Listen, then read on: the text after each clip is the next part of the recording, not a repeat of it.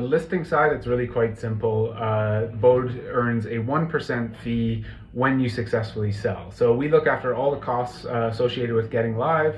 That includes professional photography, professional measurements that are required per provincial standards, and then any MLS fees. We then go about digitally marketing your listing and putting buyers and buyers representatives in direct contact with you.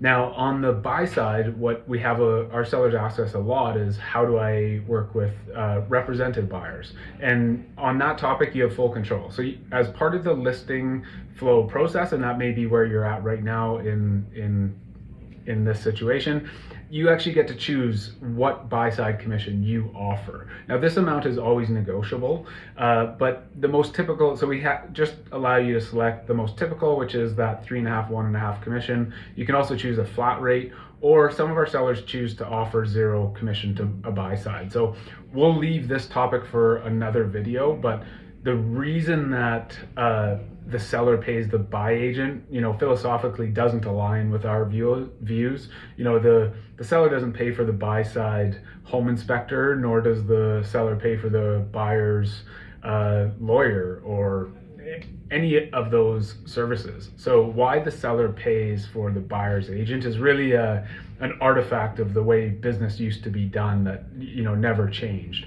Really, if a buyer chooses to have buy-side representation, that's a benefit to the buyer that should be paid for by the buyer, but we'll leave that conversation for another day.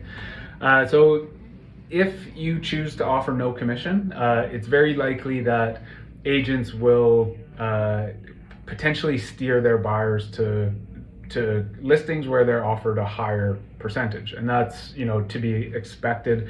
It's not necessarily ethical, and in some provinces it's illegal. It's a practice known as steering.